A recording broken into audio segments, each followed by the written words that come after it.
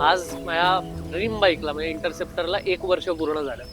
2018 मध्ये मी पहिल्यांदा ही बाईक युट्यूबच्या एका व्हिडिओमध्ये बघितलेलं आहे आणि तेव्हाच असं ठरवलेलं की पहिली बाईक घ्यायची तर ही घ्यायची.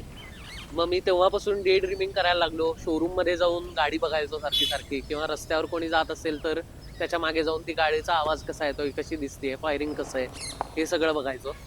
त्यानंतर जेव्हा मी कमवायला लागलो तेव्हा मी जवळपास त्याच्या टुवर्ड्स कमिटमेंट इतकी केली की 50-60% माझ्या इन्कमच्या मी फक्त या गाडीच्या फंडमध्ये टाकायचो.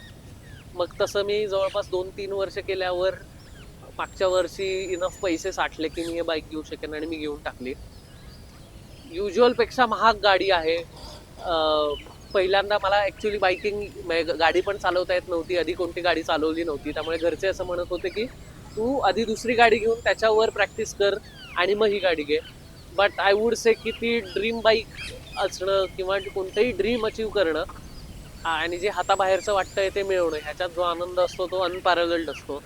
So was it worth it? तर 110% इट वॉज वर्थ इट. जे बाईक सेन्स ऑफ फ्रीडम देतं, जे तुम्हाला स्पेस टाईममधनं घेऊन जाऊ शकतं, तसं माझ्यासाठी दुसरी कोणतीच गोष्ट घेऊ शकत नाही. मी असे खूप लोक बघतोय की एका पॉइंटला ते त्यांचं ड्रीम सोडून देतात. ऑफकोर्स सर्कमस्टान्सेस असतात, घरची जबाबदारी असते, बट थोडं फायनान्शियल प्लॅनिंग केलं तर ते ड्रीम नक्की अचीव होतं.